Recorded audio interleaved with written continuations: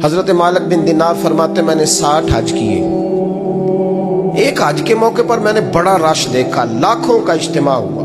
कहते लाखों का मजमा था तो मेरे दिल में ख्याल आया, मैंने कहा अल्लाह इतने लोग आए हैं, इनका हज कबूल भी हुआ कि नहीं। फरमाते मैं सोच रहा था तो रात को ना ख्वाब में मैंने किसी कहने वाले को कहते हुए सुना कि सबका कबूल हो गया। बल्ख का रहने वाला मोहम्मद बिन हारून बल्खी है, उसका हज कबूल नहीं। फरमाते हैं शहरों के अलग-अलग खैमे लगते थे। अब भी आप हज करने जाएं तो पाकिस्तानियों की रिहाइशें अलग होती हैं, इंडियन की अलग, बांग्लादेश के अलग, मिस्री, यमनी, सब लोग अलग-अलग रिहाइशें होती, झंडे लगे होते हैं मुल्कों के। कहते मैंने सवेरे उठ के ढूंढना शुरू कर दिया, ढूंढता हूं वो बंदा मिले। कहते जहां बल्ख शहर के लोग रहते थे वहां चला गया तो मैंने लोगों से पूछा तुम में मोहम्मद बिन हारून बल्खी कौन है। लोग कहने लगे वो तो बड़ा नेक आदमी है, परहेजगार है, बड़े भोले भाले, बड़े अल्लाह वाले, रियाज आपको बस हम ही जानते, वो तो बड़ा नेक है, परहेजगार आदमी। तो मैंने कहा अच्छा कहाँ है। उन्होंने कहा पहाड़ के पीछे उसने खैमा लगाया हुआ है, सारी रात इबादत करता है, सारा दिन रोजा रखता है, कायमुल लैल है, साइमुद दहर है। क्या बात। फरमाते मैं उन लोगों की बात सुन के हैरान हो गया कि मुझे क्या बताया गया, ये क्या कह रहे हैं। फरमाते मैं पहाड़ के पीछे गया। हजरत मालिक बिन दिनार अलैहि रहमा फरमाते हैं जब मैं वहां पहुंचा तो मैंने उस शख्स को मुसल्ले पे बैठे देखा। कसरत इबादत के आसार उसके वजूद पर नजर आ रहे थे, सीधा बाजू उसका कटा हुआ था। फरमाते 2 रकते मुकम्मल करके ना मैंने उससे अस्सलामु अलैकुम कहा तो मुझे कहने लगा वालेकुम सलाम, आप मालिक बिन दिनार हैं। मैंने कहा बड़ी इसकी फिरासत है। फरमाते फिर उसने ठंडी सांस ली, कहने लगा आपको ख्वाब आई होगी कि मेरा हज कबूल नहीं। फरमाते मुझ पर और बिजली गिरी कि क्या कह रहा। मैंने कहा यार लोग भी तेरी तारीफ कर रहे हैं और तेरी बसीरत भी बड़ी है, तो ये माजरा क्या है। कहने लगा आप ना पूछें। ये कह के उसने रोना शुरू किया, देर तक रोता रहा। मैंने कहा नहीं यार तू बता। कहने लगा नहीं आप ना पूछे, आप नाराज हो गए। मैंने कहा मैं नहीं होता, तू बोल ना। कहने लगा हुजूर 24 साल हो गए मुझे हज करते हुए, 24 साल, 24वां हज है मेरा, और हर साल कोई अल्लाह का वली आके बताता है कि जा चला जा तेरा कोई नहीं कबूल। बेपरवाही वेख सज्जन दी जिथे किसे दी पेश न जावे, उन्हें ताजा वाले दर दर रोले ते मंगतियां तख्त बिठावे। आजम किसे नु कारा मिलदा ही कोई काबे हो खाली आवे। कहते हैं उसने मुझे कहा हुजूर 24वां हज है, हर साल कोई बताता है। मैंने कहा तेरी गलती।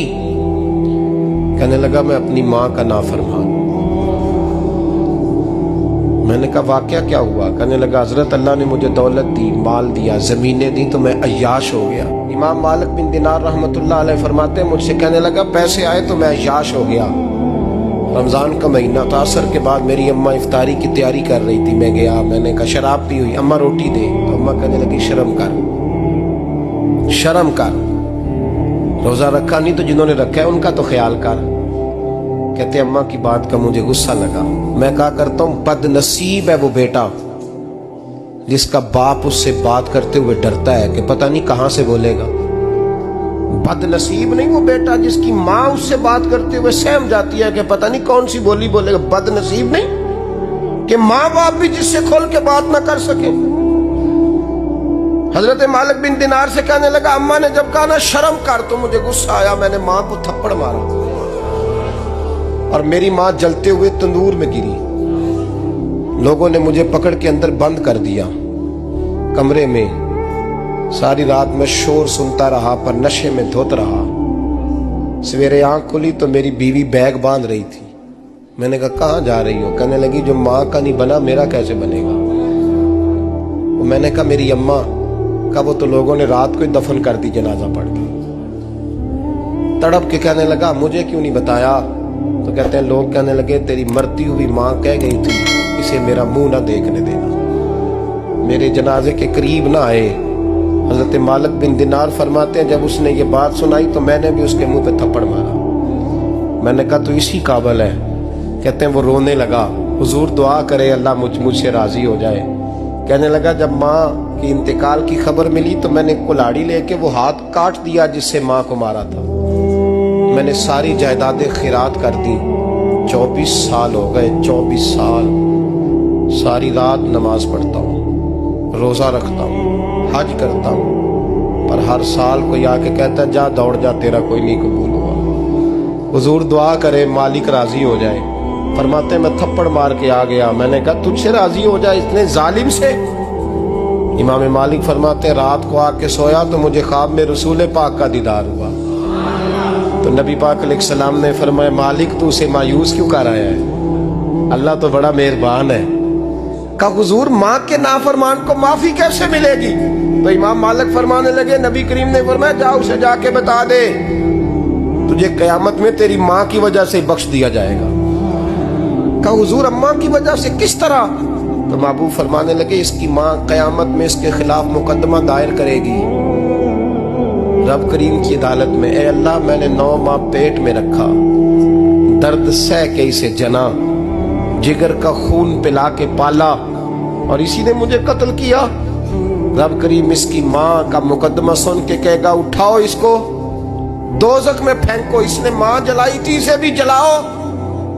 महबूब फरमाने लगे जब पकड़ करके मालिक उसको मोहम्मद बिन हारून को लोग ले जाएंगे ना जहन्नम की तरफ, अभी फरिश्ते घसीटेंगे ही तो पलट के फिर अम्मा की तरफ देखेगा और दूसरी दफा फिर घसीटेंगे तो पलट के देखेगा और तीसरी दफा फिर पलट के कहेगा अम्मा ये मुझे जलाने लगे, अम्मा ये जहन्नम में फेंकने लगे।